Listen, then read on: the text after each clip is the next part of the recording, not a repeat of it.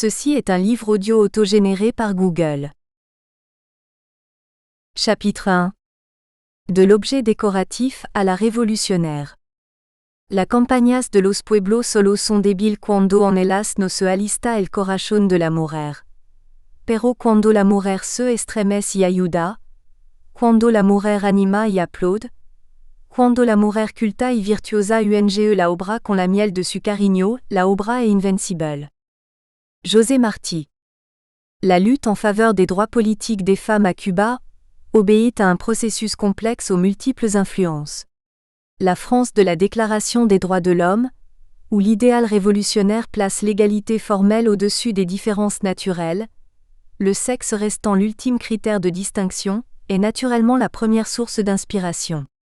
Militant pour l'égalité des sexes, certains théoriciens de la Révolution constituent, malgré leur peu d'audience auprès de leurs concitoyens, des exemples marquants et des modèles pour les féministes cubaines. C'est le cas de Condorcet, 1743-1794 par exemple, qui soutient que le défaut d'instruction des femmes introduirait dans les familles une inégalité contraire à leur bonheur. Puisque l'égalité est partout mais surtout dans les familles, le premier élément de la félicité, de la paix et des vertus.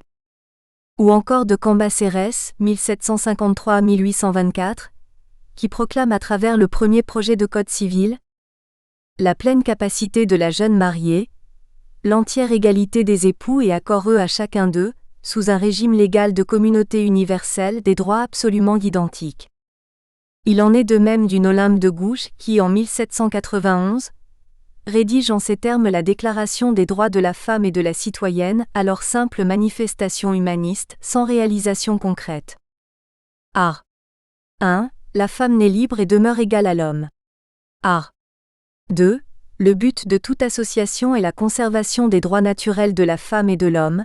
Ces droits sont la liberté, la propriété, la sûreté et surtout la résistance à l'oppression. Dans le même temps, en 1792, Mary Wollstonecraft publie Vengeance des droits des femmes, où elle proclame le droit des femmes à la participation politique, car il n'est pas de réelle liberté sans la contribution de ces dernières à la vie de la société. Le continent ibéro-américain, quant à lui, est encore bien loin de penser à de possibles transformations civiques en faveur des femmes. Certes, des événements politiques mondiaux bousculent certaines valeurs établies à travers l'abolition de l'esclavage, proclamée par l'Angleterre en 1838, par la France en 1848 et par les États-Unis en 1865 à l'issue de la guerre de sécession. Ces événements ont des répercussions sur tous les esprits, mais le temps n'est pas encore propice au bouleversement et en dépit des efforts de certains, les droits naturels attachés à la personne humaine ne sont pas reconnus pour les femmes. Toutefois, un mouvement émancipateur en faveur de la femme se cristallise peu à peu. Des personnalités éclairées prennent la parole, dessinent une orientation, un destin différent pour leurs consoeurs, façonnent autrement leur appréhension du monde. Les socialistes utopiques sont les premiers à mettre en avant l'importance d'un changement au sein du foyer. La thèse de Charles Fourier, selon laquelle l'amélioration de la condition féminine est un signe indéniable de progrès et de civilisation, constitue à cet égard une avancée indiscutable. Pionnière de la libération de la femme et des luttes pour la reconnaissance du droit au travail et à l'organisation syndicale, la franco-péruvienne Flora Tristan publie, en 1843, un ouvrage intitulé Union ouvrière. Elle y défend l'unité de la classe ouvrière et écrit un plaidoyer en faveur des femmes. Puis, dans son œuvre posthume de l'émancipation de la femme publiée en 1846, elle en appelle à l'union de toutes les femmes de par le monde, afin que celles-ci obtiennent des droits politiques, sociaux et économiques. Pour la première fois, la femme est vue à partir d'une perspective de genre, comme une catégorie sociale homogène, une victime des coutumes sociales, à laquelle Flora Tristan attribue un rôle d'agent principal de changement économique et social. Des voix s'élèvent aussi pour exalter les vertus féminines et justifier leur complète consécration aux tâches maternelles, tout en s'employant à défendre et à revendiquer l'accès des femmes à l'éducation. Ainsi, la péruvienne Mercedes Cabello de Carbonera considère pour sa part que la femme, appui moral indispensable à l'homme, est indissociable du progrès social. Cuba, qui a pris un retard considérable sur les autres nations, réclame enfin sa liberté. Le premier acte de l'Assemblée de Guatemala en février 1869 est une déclaration législative anti-esclavagiste où l'État reconnaît aux Noirs, jusqu'alors simples marchandises, le droit d'intervenir dans la vie citoyenne. Il s'ensuit des bouleversements sociaux qui, en particulier dans les pays ibéro-américains où la population d'origine africaine est conséquente, seront source d'importantes mutations. L'égalité des hommes étant désormais reconnue, les droits divins de propriété d'un homme sur un autre étant abolis, l'opposition blanc-noir va être relayée par une nouvelle forme de discrimination, sexuelle cette fois. Discrimination que viendra étayer, en 1871, la théorie de Charles Darwin sur l'infériorité de la femme. Celle-ci possède un plus grand pouvoir intuitif, une perception plus rapide et une plus grande habileté à imiter, mais son cerveau n'est parvenu qu'à une étape intermédiaire entre celui d'un enfant et celui d'un homme. La femme blanche, qui se considérait supérieure à son esclave noir, découvre brutalement que ce dernier dispose de droits qu'elle est loin de posséder et qu'il la précède dans la hiérarchie des valeurs établies. Mais la récupération du sentiment patriarcal tend de plus en plus à prouver que la capacité intellectuelle de la femme est semblable à celle de l'homme. Cela constituera l'amorce d'une rébellion féminine progressive contre l'esclavage d'origine culturelle, biblique et économique dont elle est l'objet. Prise de conscience dont des femmes, telles la cubaine Gertrudis Gomez de Avellaneda ou la pionnière du féminisme continental Anna Bettencourt se font l'écho, en démontrant la valeur et l'héroïsme dont font preuve les femmes, leur capacité à cultiver les sciences, l'art et la littérature. Citoyens, ici tout n'était qu'esclavage, la naissance, la couleur de la peau, le sexe. Vous avez voulu détruire l'esclavage dû à la naissance en combattant jusqu'à la mort. Vous avez détruit l'esclavage dû à la couleur de la peau, en émancipant le cerf. Le moment est venu de libérer la femme. Mais il s'agit là d'une perception originale. Cet éveil des consciences n'est manifeste que chez une élite cultivée, influencée par l'impact que produit en 1870 la seconde révolution industrielle sur les mouvements féministes des pays les plus développés. Bien que contradictoires parfois, les courants qui se font jour en Europe parviennent jusqu'à l'île. Si Friedrich Schlegel affirme, dans sa lettre à propos de la philosophie 1800, qu'il est urgent de parvenir à une égalité politique entre les hommes et les femmes, Hegel soutient au contraire que le domaine public est du ressort exclusif de l'homme, et que l'égalité des femmes ne peut se concevoir en dehors du foyer. John Stuart Mill, qui publie en 1869 avec son épouse Harriet Taylor Miller un ouvrage intitulé La soumission de la femme, partage l'analyse de Schlegel et pose comme postulat à toute égalité l'obtention du droit de vote pour les femmes. 10 ans plus tard, 2 œuvres révolutionneront le féminisme socialiste. La femme et le socialisme de August Bebel et l'origine de la famille. L'origine de la famille, la propriété privée et l'État de Frédéric Engels.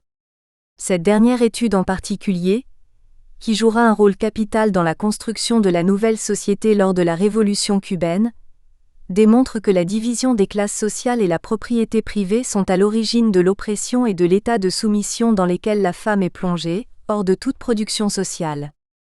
Le 10 décembre 1898, à l'issue de la guerre qui les oppose, les États-Unis et l'Espagne signent le traité de Paris qui met un terme à l'état de dépendance dans lequel Cuba se trouvait par rapport à la métropole.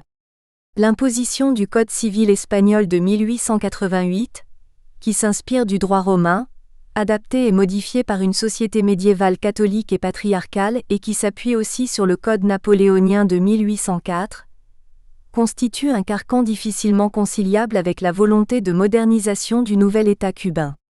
La femme y est vue uniquement comme l'ange tutélaire de l'homme et doit lui consacrer sa vie et ses biens. Cuba indépendant est désormais libéré du joug de la métropole espagnole. Pourtant, les troupes nord-américaines occupent le territoire jusqu'en 1902. C'est durant cette période qu'est élaborée la Constitution de 1901, sur le modèle de la Constitution nord-américaine. Imposée par les États-Unis, elle ne change en rien la position légale de la femme dans la société.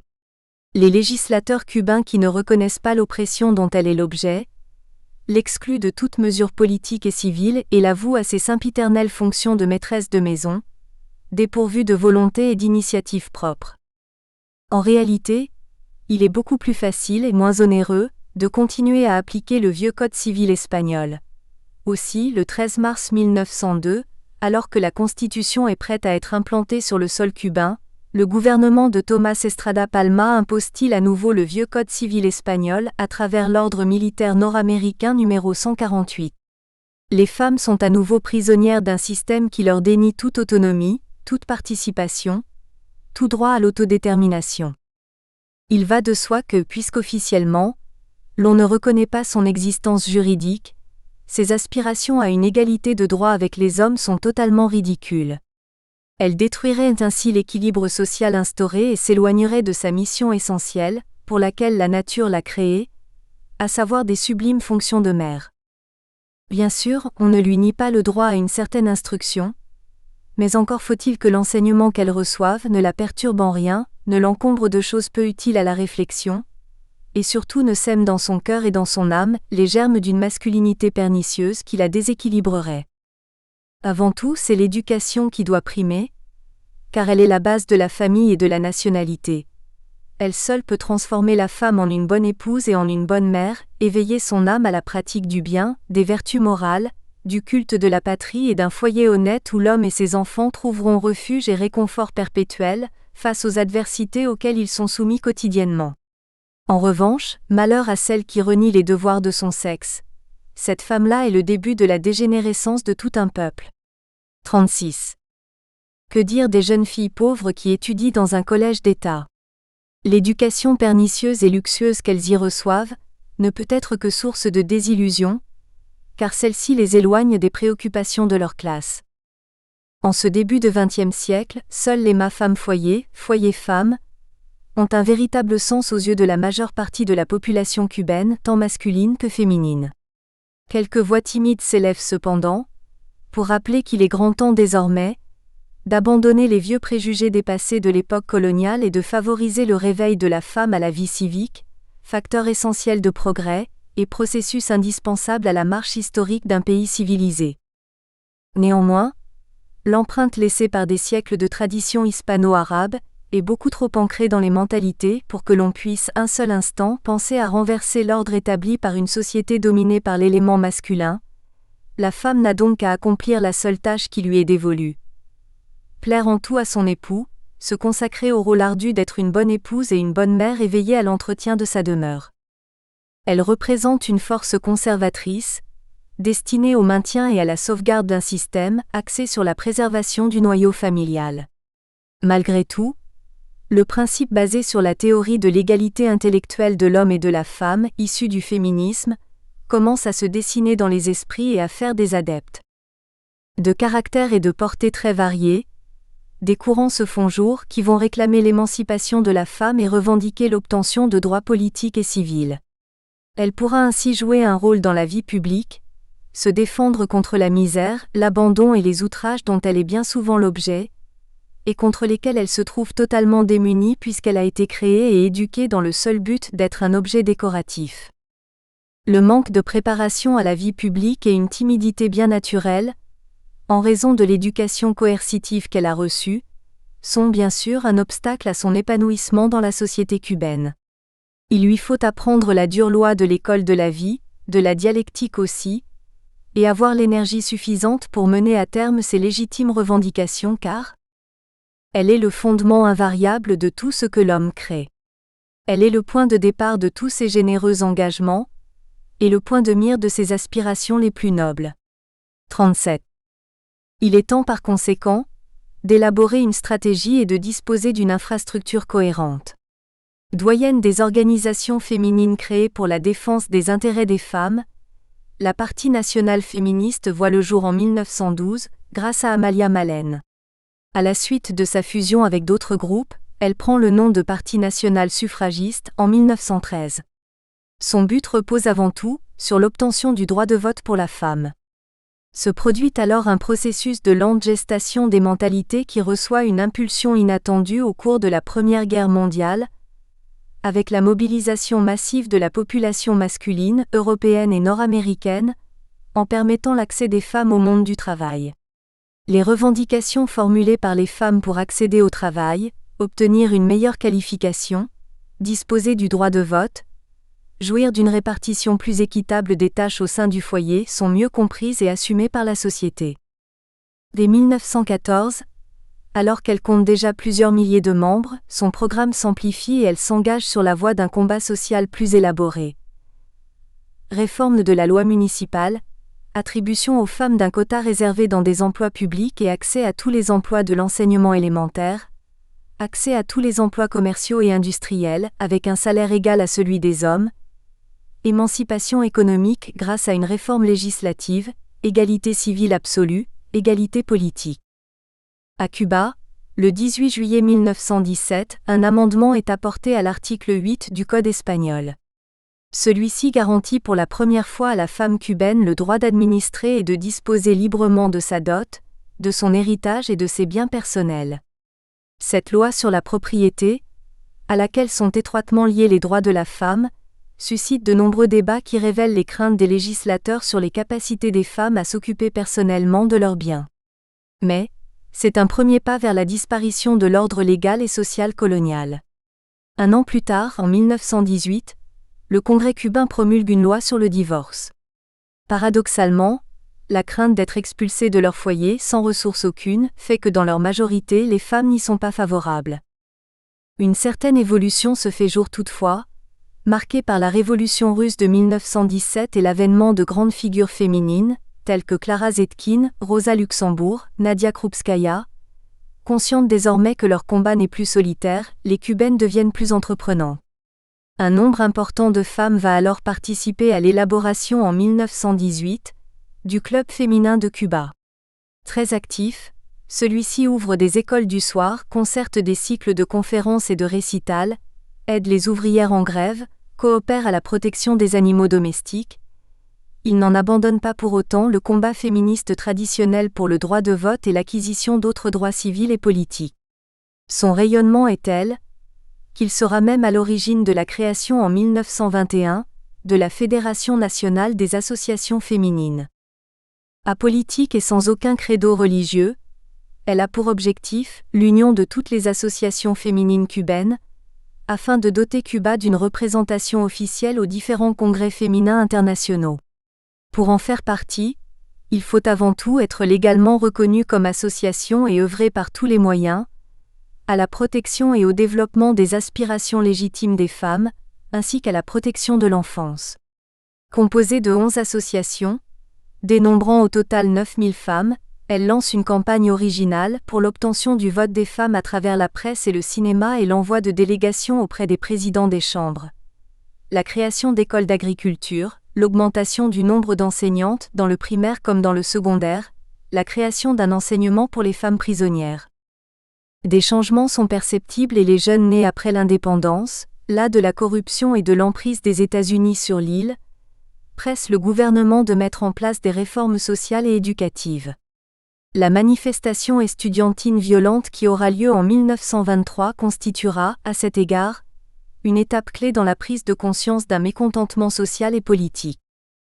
Dans ce contexte de crise, les femmes vont alors œuvrer en faveur d'une transformation sociale qui débouche sur la reconnaissance de leurs droits. La même année, 31 associations féminines, représentées essentiellement par des femmes appartenant à la haute et moyenne société, se réunissent à l'occasion du premier congrès de femmes réalisé à La Havane. La seule fausse note sera l'absence de déléguées ouvrières. 36 points sont débattus qui traitent des sujets les plus variés. Cela va de la bataille en faveur de la conservation de l'environnement, à la lutte contre la drogue et la traite des blanches. La pratique du jardinage côtoie la très polémique création de tribunaux féminins, destinés à juger de cas mettant en cause des femmes et des enfants. D'autres questions graves sont également analysées, en particulier celles relatives à la différence des droits entre enfants légitimes et illégitimes, l'autorité parentale, l'égalité de l'homme et de la femme devant la loi en matière d'adultère, les droits de la femme sur les enfants naturels reconnus par le père, et bien entendu le droit d'accès au suffrage. Cette analyse novatrice, visionnaire, voire révolutionnaire de la société et du monde dans lequel vivent les femmes, est d'autant plus remarquable et intelligente qu'elle prend naissance dans une société coloniale, ou presque, régie par une mentalité archaïque et rétrograde. C'était là l'écueil à éviter. Sans tomber dans les excès ni dans le grotesque, Pour lever les interdits, les tabous et mettre un terme aux frustrations, les délégués font preuve de discernement, d'honnêteté et de mesure dans leurs revendications. Mais, en dépit d'une argumentation convaincante et en l'absence d'une idéologie uniforme, seule la campagne en faveur du droit de vote des femmes fait l'objet d'un consensus. Le thème relatif aux droits des enfants illégitimes est encore beaucoup trop explosif pour que l'on puisse y apporter une solution. Il n'en demeure pas moins que cet événement est d'une portée transcendantale, car les Cubaines y font la preuve de leur indubitable préparation à la vie intellectuelle. Néanmoins, à partir de cet instant, la lutte féministe se centre délibérément autour d'une volonté de libération qui se résume à l'obtention de droits politiques pour la femme, la reconnaissance de sa capacité civile, son émancipation économique, la fin des restrictions mutilantes de l'éducation féminine et enfin, la révision des fondements même de l'éthique sexuelle. Thèmes fondamentaux, récurrents, qui vont constituer la base à partir de laquelle les mouvements féministes cubains, mais aussi les différents courants féministes ibéro-américains, vont travailler. En effet, forte du succès remporté par le premier Congrès national des femmes et persuadée que ces dernières ont un rôle historique à jouer, les Cubaines consolident leur position au sein de la société et auprès des jeunes intellectuels surtout. De son côté, la presse, en particulier les revues Bohemia et Carteles, se fait l'écho de leurs revendications. À l'issue de la 5e conférence internationale américaine, réunie à Santiago au Chili, le 23 avril 1923, le Conseil de direction de l'Union panaméricaine recommande d'inclure dans le programme des futures conférences une étude sur les moyens d'abolir les incapacités constitutionnelles et légales en raison du sexe, afin qu'on obtienne pour la femme américaine les mêmes droits civils et politiques dont jouissent les hommes de nos jours. Les représentantes suggèrent alors au gouvernement de développer l'éducation morale, intellectuelle et physique de la femme, de revoir la législation civile afin de modifier les dispositions qui ne correspondent pas à l'état de culture actuel de la femme américaine et maintiennent en raison du sexe une inégalité de droits injustifiée, de préparer un mémoire portant sur la situation de la femme face à la Constitution et aux lois et sur le développement de l'éducation et de la culture féminine dans leurs pays respectifs. Le texte sera communiqué au gouvernement, puis envoyé au Congrès directeur de l'Union panaméricaine pour servir de base d'étude, d'intégrer des délégations féminines susceptibles de participer aux travaux des futures conférences. Ces postulats sont ratifiés au cours de la 6e conférence internationale qui se réunit à La Havane, sous l'égide de l'Alliance nationale féministe, le 7 février 1928. Puis, à l'issue de la 6e conférence panaméricaine, un projet de pacte international est conçu, à partir duquel les pays signataires seront tenus de faire respecter l'égalité des droits entre les hommes et les femmes sur tout leur territoire. La Commission interaméricaine des femmes, pour sa part, approuve un projet de convention selon lequel les parties signataires conviendront qu'il ne saurait être question d'une quelconque distinction de sexe en ce qui concerne les lois et pratiques relatives à la nationalité. Enfin, on demande à ce que les différents États américains, suivant en cela les recommandations de la Ligue des Nations, nomment des femmes comme plénipotentiaires à la conférence codificatrice de La Haye en 1930. Il s'agit là d'une avancée indiscutable de la part des différentes organisations féminines américaines, qui compensent la déception et la frustration ressenties par les mouvements féministes cubains, lorsqu'en 1927, le président Gerardo Machado, usant de son pouvoir coercitif, promet l'octroi du suffrage féminin si le Congrès accepte de modifier la Constitution et de prolonger son mandat. Ressentiment plus grand encore, lorsqu'un an plus tard, l'article 38 de la Constitution de 1928 garantit le vote à tous les Cubains de plus de 21 ans, mais exige le vote des 2/3 des membres du Congrès pour approuver l'opportunité, le degré et la forme à partir desquels les femmes peuvent exercer leur droit de vote. C'est donc dans un climat de violence et de répression, où nombre de femmes solidaires des étudiants dans leur lutte sont persécutées et emprisonnées, que se réunit, du 17 au 24 février 1930, la Commission interaméricaine des femmes. Celle-ci s'adresse aux femmes des Amériques, et plus spécialement aux organisations chargées d'obtenir l'égalité de droits entre les hommes et les femmes. L'Union des femmes travailleuses est créée le 30 mai 1930 à Cuba. Le changement du statut civil et politique des femmes est leur principal objectif, mais elle se soucie également de modifier radicalement le sort déplorable de l'ouvrière. Alors que se tient à Montevideo, en 1933, la 7e conférence internationale américaine où les femmes réunies demandent au gouvernement d'Amérique de s'efforcer d'établir, dans la mesure du possible, la plus grande égalité entre hommes et femmes en ce qui concerne la possession, jouissance et exercice des droits civils et politiques. À Cuba, le régime de Gerardo Machado s'écroule, aussitôt remplacé par le gouvernement libéral de Ramón Gros San Martín 1933-1934. On est loin bien sûr de toutes les revendications formulées, mais c'est un pas important vers l'émancipation féminine. Cependant, la situation politique confuse que connaît Cuba constitue une entrave à l'épanouissement de l'activité politique féminine. Un certain nombre de femmes considèrent néanmoins qu'il est de leur devoir d'aider les hommes sincères et de bonne volonté, dans leur désir de restructuration de la patrie, et vont jusqu'à ébaucher un programme politique. Le 2 janvier 1934, le président fait approuver le décret 13 qui donne lieu à la convocation d'une assemblée constituante et dans le même temps, il nomme des femmes à des charges publiques.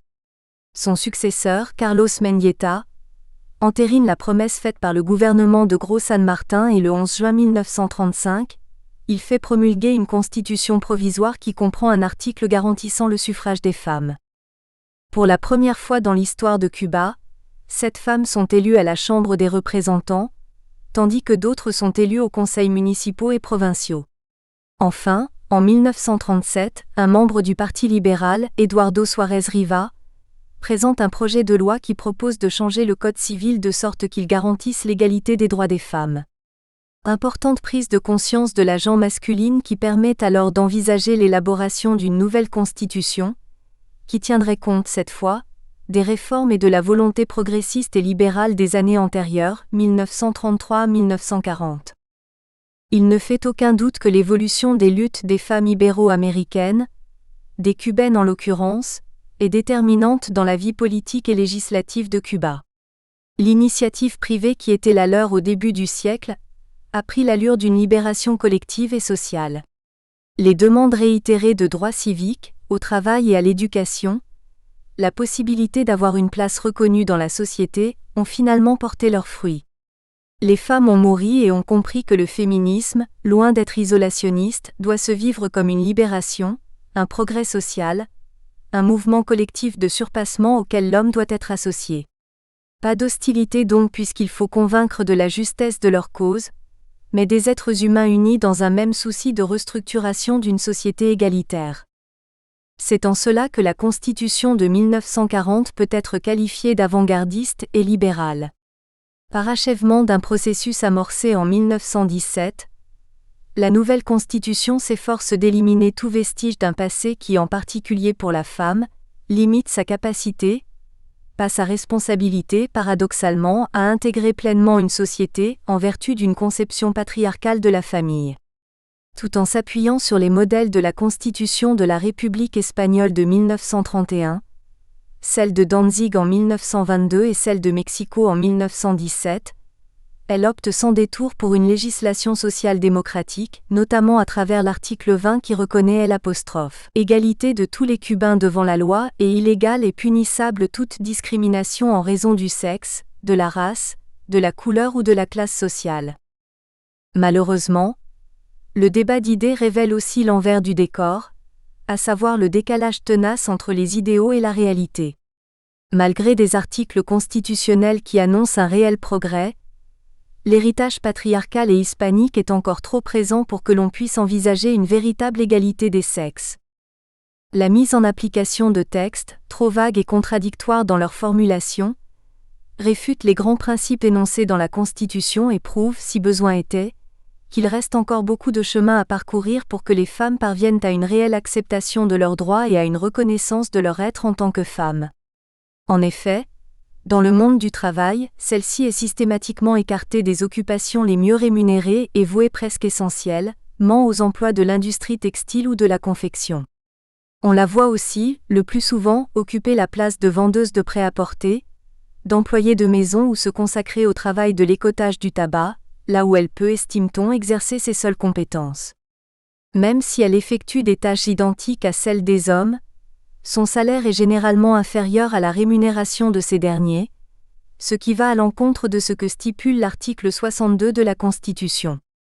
Enfin, en dépit de l'article 97 qui autorise l'accès à toutes les fonctions publiques sans distinction de sexe, les femmes continuent à être discriminées. La clairvoyance des féministes cubaines, leur analyse pénétrante de la société sera sans aucun doute un gage de réussite, même si pour l'heure, leur victoire toute relative a un goût amer, car sur le terrain tout reste encore à faire. Ce qui semblait combler les vides juridiques, politiques, économiques et sociales des femmes et annoncer l'avènement d'une société libérale et égalitaire, s'avère être un leurre. Cuba n'échappe pas à la règle. Il faut souvent beaucoup de temps entre une avancée idéologique et sa concrétisation dans les faits, surtout quand des siècles de coutumes sont en jeu. S'il est indéniable que la Constitution de 1940 marque le pas vers un État démocratique, attaché aux libertés, à la justice sociale, au bien-être individuel et à la solidarité humaine, il n'en demeure pas moins que, dans la pratique, malgré l'obtention du droit de vote en 1934, les femmes cubaines sont loin d'avoir marqué des points. Le poids du passé est décidément trop fort. Les quelques victoires obtenues ont d'ailleurs freiné les ardeurs des activistes féminines et leurs exigences de justice sociale. La loi, bien que limitée, freine leurs revendications. La Constitution de 1940 constitue, malgré tout, un premier élan vers la libération féminine, les prémices de l'influence féminine sur la culture des différents groupes humains. Ceci impliquera de grands changements et la reconnaissance de valeurs différentes dans tous les aspects de la coexistence sociale. Culture féminine et culture masculine ne sont donc pas forcément antagoniques et supposent même une certaine communauté de points de vue. Les féministes ne s'y sont pas trompées qui voient dans l'influence féminine, au niveau du développement social, un contenu non seulement national mais universel. En effet, en 1945, le Congrès mondial des femmes célébré à Paris réunit 40 nations. Plusieurs États ibéro-américains sont représentés.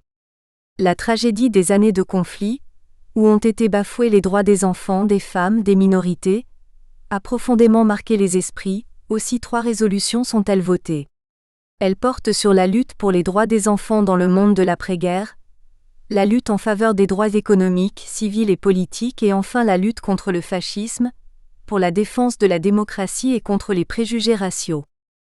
Ces éléments fondamentaux serviront de base à la fondation de la Fédération démocratique internationale des femmes dont le siège est à Moscou. Ces objectifs, repris par la suite par différentes organisations féminines, signalent une évolution dans les luttes des femmes ibéro-américaines pour leur libération. Égalité complète des droits des femmes et des hommes dans tous les domaines de la vie sociale, politique, économique et juridique. Attribution aux femmes du droit de vote et d'éligibilité sur la même base que celle des hommes, dans toutes les branches de l'administration et au Parlement. Suppression de l'inégalité dans la rétribution et à l'apostrophe. Application complète du principe à travail égal, salaire égal. Droit à travailler dans toutes les sphères de l'activité humaine sur la même base que celle des hommes.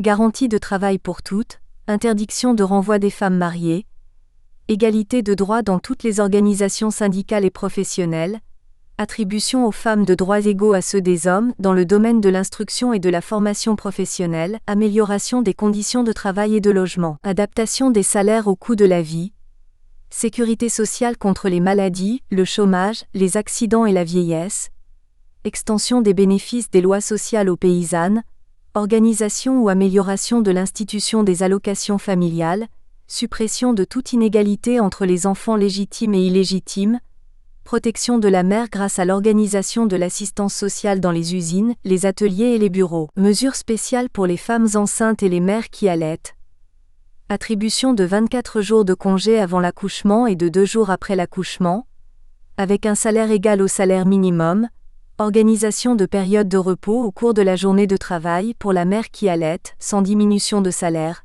création de salles d'allaitement. Un an après, en 1946, à Cuba, à l'instar de la Fédération démocratique internationale des femmes, la Fédération démocratique des femmes cubaines occupe le devant de la scène dans la lutte pour la libération des femmes et l'application des droits constitutionnels en leur faveur. Ces objectifs portent essentiellement sur des réformes d'ordre social en faveur des secteurs populaires les plus défavorisés. La fermeté et la cohérence de ses engagements sont telles que son premier congrès emporte l'adhésion d'un nombre grandissant de femmes. Organisé à La Havane, les 5, 6 et 7 mars 1950, il accueille 336 délégués venant des organisations féminines de Mexico, du Panama et du Salvador. Outre les libertés, la paix dans le monde, et ses idéaux de justice et d'inégalité dont elle a fait son cheval de bataille, elle milite en faveur de l'organisation des femmes du secteur rural, en étroite collaboration avec l'Association nationale paysanne, afin que celle-ci participe de façon active aux luttes que livre la paysannerie cubaine contre les expulsions dont elle fait l'objet. L'existence de la Fédération démocratique des femmes cubaines marque un tournant dans les luttes féminines qui ont agité la première moitié du XXe siècle à Cuba. L'état de soumission dans lequel la femme a vécu jusque-là n'est pas révolu bien sûr, mais elle a pris conscience de l'importance de la lutte pour les droits dont elle avait été exclue jusque-là. Elle revendique son droit à être et refuse ouvertement désormais de représenter l'objet décoratif supplémentaire du foyer ou l'alléchant contrat de mariage qui renflouera les biens de son futur époux. Les organisations ont donc rempli leur rôle de moteur de l'action et enclenché un processus historique, mais tout est extrêmement précaire. Des lois ont été promulguées qui devraient donner lieu à un changement radical de la société cubaine.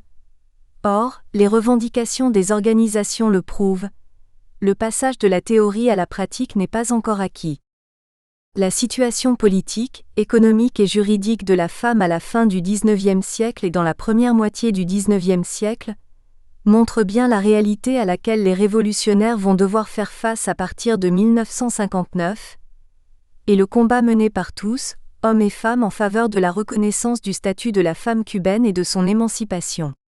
Même si la libération des femmes ne constitue pas au début l'objectif principal des révolutionnaires, sa participation au combat ouvrira une brèche dans les conceptions machistes de leurs camarades masculins.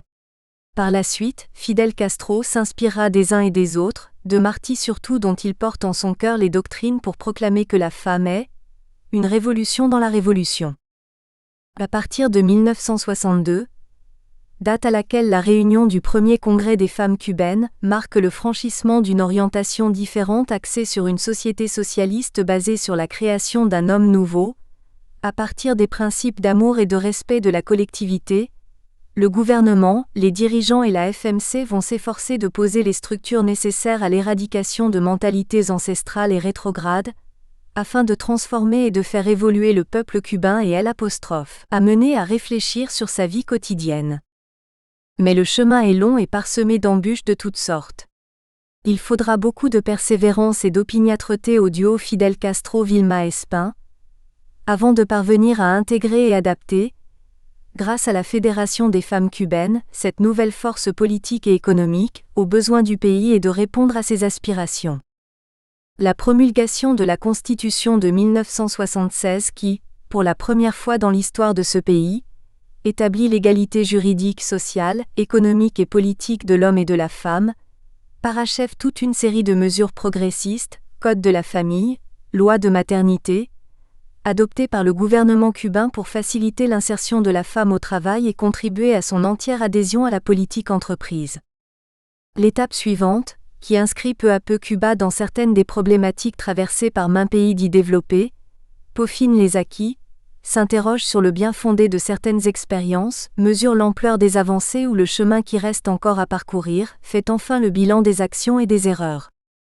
L'évolution de la femme cubaine touche pratiquement tous les secteurs de la vie quotidienne. Son rôle, même s'il ne transparaît pas toujours, est indéniable car elle a acquis désormais la possibilité de se forger un destin et de choisir sa vie. Certes, la société la juge encore, la condamne parfois. Il est utopique de croire que la seule volonté peut tout faire. En tout cas, une chose doit demeurer présente à l'esprit de tous, indépendamment des options politiques de chacun. Le gouvernement cubain et la FMC à qui Fidel Castro confie la réorganisation de la société et l'émancipation de la population féminine, vont devoir lutter sur tous les fronts, car tout, absolument tout est à faire. Certains diront qu'il s'agit là d'une manœuvre politique menée par Fidel Castro. Peut-être. Il n'empêche que cette volonté progressiste en faveur des femmes est sans précédent. Chapitre 2. Le combat pour la liberté, 1953-1959. Les femmes ont appris à prendre la parole, à reconnaître la justesse et le bien fondé de leurs revendications, à les faire admettre, à ruser également avec leurs homonymes masculins dans cette lutte pour les droits, et surtout pour le droit d'exister, juridiquement, politiquement et économiquement. Une réelle prise de conscience est amorcée, mais elle ne touche pas tous les milieux sociaux. Celles qui ont pris la tête des mouvements d'émancipation appartiennent le plus souvent à la petite ou moyenne bourgeoisie ou à la classe ouvrière. Elles ont un certain bagage culturel ou un environnement suffisamment dynamique et accrocheur pour mener à bien les luttes dont elles se font les apôtres. Mais que perçoivent la femme du peuple, la paysanne perdue au fond de la campagne ? 1. La réalité économique et sociale. À la campagne. À la veille de la révolution de 1959, le secteur rural cubain se trouve dans un état d'abandon et de sous-développement effroyable. Alors que 53,2% de la population active est agricole, 85% des paysans ne sont pas propriétaires des terres qu'ils cultivent et plus de la moitié des meilleures terres cultivables sont aux mains d'étrangers, c'est le cas par exemple des terres de la province des Orient, que les compagnies nord-américaines United Fruit Company et West Indian Company se partagent. La plupart des habitations sont dépourvues d'eau et d'électricité et en 1953, on dénombre encore 200 000 boyaux et cabanes. Un seul hôpital sur les 98 existants dans l'île doit faire face à une population rurale de 2 millions d'âmes atteintes de paludisme, de tuberculose, de typhoïde, dévorées de parasites et qui souffrent de malnutrition, et encore n'offre-t-il que les premiers soins. D'autre part, en 1957, seuls 8% de cette population est soignée gratuitement par l'État car les soins médicaux sont exclusivement réservés aux zones urbaines. L'alimentation des paysans et des ouvriers agricoles n'est pas satisfaisante et ne correspond pas aux normes nutritionnelles courantes. En outre, selon les professeurs cubains José Luis Rodriguez et Jorge Carriazo Moreno, 43% de la population est analphabète et 44% d'entre elles n'a jamais fréquenté l'école. Le tableau rural est sombre. Les perspectives ne sont pas engageantes et laissent peu de place à un espoir quelconque pour ces gens que le pouvoir ignore, si ce n'est pour l'exploiter et utiliser leur voix en cas d'élection. Il n'est pas question pour eux d'envisager ne serait-ce qu'un court instant l'avenir, car ils n'en ont pas. Leur préoccupation essentielle consiste à survivre et à nourrir tant bien que mal leur famille. Aussi les luttes pour les droits des femmes, la justice, l'égalité les laissent-ils complètement indifférents. En ville. Bien que les organisations féminines aient éveillé chez les femmes résidant dans les zones urbaines et suburbaines le besoin de s'émanciper de la tutelle masculine, il est important de souligner qu'il y a un décalage profond entre La Havane et les autres villes cubaines. En effet, la capitale, miroir aux alouettes, mirage de la société de consommation, attire comme un aimant les jeunes paysannes pauvres et toutes les autres jeunes filles et jeunes femmes sans le sou, en leur faisant croire que même les plus humbles peuvent arriver à être riches grâce au miracle du mode de vie nord-américain. Malgré les lois promulguées et le changement d'orientation qu'elles impliquent, les femmes sont toujours exploitées. Le processus d'industrialisation a certes facilité leur accès au travail rémunéré, mais leur salaire est de 50%, voire de 80% inférieur à celui des hommes alors qu'elles constituent une source de revenus capable d'apporter une partie ou même la totalité de l'argent indispensable au maintien d'une famille. Or, avec la technologie et donc l'utilisation des machines, les femmes sont chassées des usines et forment une armée de réserve à laquelle on aura recours en cas de pénurie de main-d'œuvre, sans pour autant bénéficier du régime de sécurité et d'aide sociale qui couvre normalement tous les travailleurs à Cuba et qui est de toute façon très nettement insuffisant. Aussi, les femmes n'ont-elles en fait que deux issues, à savoir un travail faiblement rémunéré dans des secteurs bien précis et dans des conditions difficiles, ou un travail non rémunéré au foyer, ce qui renforce la place de l'homme sur le plan du marché, quoique les hommes eux-mêmes soient soumis à rude épreuve. Pourtant, ceci n'empêche pas la femme d'envisager le mariage comme la seule issue possible pour s'affranchir du joug social qui l'opprime.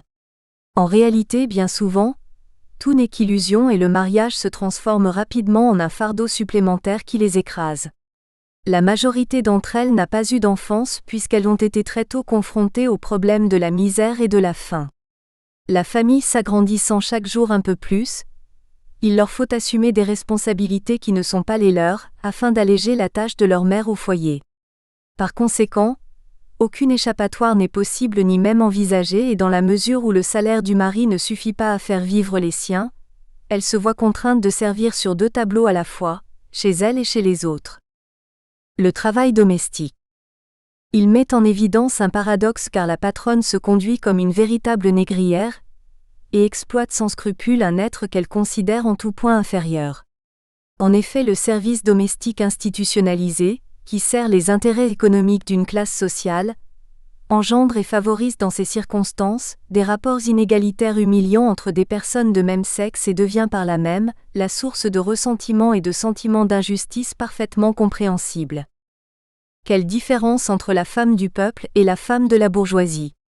Nous voyons bien là le fossé qui les sépare de façon irrémédiable, et comprenons aisément les difficultés passées, présentes et à venir nées de la complexité d'une population féminine dont les intérêts de classe sont basés pour la plupart sur des rapports inégalitaires, malgré la lutte menée par certaines d'entre elles en faveur de leurs sœurs plus défavorisées. Que dire en effet de la population noire, la grande oubliée? Exclue des emplois qui pourraient lui permettre de sortir de l'isolement racial dans lequel on la confine, elle est aussi discriminée dans la vie quotidienne. Conflit épineux donc parce qu'endémique, qui n'apparaît pas toujours au grand jour et que la Révolution aura du mal à déraciner et à faire disparaître. La prostitution. Nous avons vu combien il était difficile aux femmes d'exercer un emploi, et quels étaient ceux qui lui étaient réservés. Aussi ont-elles recours bien souvent en dernière instance à l'option la plus rentable quoique la plus dégradante, qui consiste à se prostituer. La prostitution atteint à cette époque de telles proportions qu'elle devient un véritable fléau, qui plonge sans scrupule les âmes les plus innocentes dans un monde de corruption et de perversion qui les marque à jamais. Nous avions tous faim. Mes 8 frères, ma mère, moi. Un de nos voisins, un bel homme me parla de robes, de fêtes et de nourriture pour tout le monde. Je n'avais que 11 ans, mais j'en savais assez sur les pénuries pour qu'à côté les autres me semblent moins laides et moins mauvaises que cette sensation de ravage dans tout le corps, sans oublier les jérémiades des petits qui criaient parce qu'ils ne pouvaient pas s'endormir. Ma mère n'a jamais rien soupçonné de ce que je faisais. Je partais dans d'autres villages et toutes les semaines j'essayais de lui envoyer un peu d'argent. Je lui racontais que je travaillais. Nous nous voyions peu et elle ne me posait aucune question. Ces envies épouvantables de vomir représentaient, au début, 40 centimes par homme. Parfois il m'arrivait de faire 15-20 passes. Les temps étaient durs et ça influait sur ça aussi. Par la suite, j'ai pris du galon. J'ai commencé à être connu dans les bars de plusieurs villages, et on m'envoyait même chercher. Je gagnais 1 peso 20 par client, il me fallait danser et boire avec lui. Dans tous les cas, la mère semble au courant des activités de sa fille. Elle feint de les ignorer, de façon à d'éviter d'éventuels problèmes de conscience, mais aussi et surtout, parce que sa misère physique et morale est telle, qu'elle ne peut se payer le luxe de s'offusquer de la provenance d'une aide, si méprisable soit-elle, et interdire à sa fille la pratique d'un tel métier. Le père, quant à lui, qui s'épuise à faire vivre sa famille, et qui n'a guère le loisir de s'étonner des prodiges qu'accomplit chaque jour son épouse, n'est au courant de rien. Il est volontairement mis à l'écart de ce genre d'affaires qui ne regardent que les femmes. Cuba est devenue la villégiature préférée des Nord-Américains. Dans certains quartiers de la capitale, les souteneurs règnent en maîtres. Assurés de l'impunité que leur confèrent l'argent et la corruption, ils apprennent le métier à leurs filles en les marquant au visage à coups de couteau. D'une catégorie supérieure aux habitués du trottoir, les prostituées des maisons closes dépendent des tenanciers, presque toujours des femmes ou des homosexuels, à qui elles doivent remettre la moitié de leurs gains. Les séjours en prison et plus particulièrement au cachot, sont fréquents pour ces filles qui ne doivent leur libération qu'à la corruption régnante. Que peuvent espérer de la vie des femmes qui se trouvent confrontées à un monde semblable?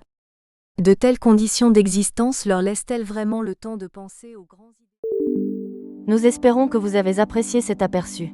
Pour continuer à écouter ce livre audio sur Google Play Livres, utilisez le lien dans la description de la vidéo.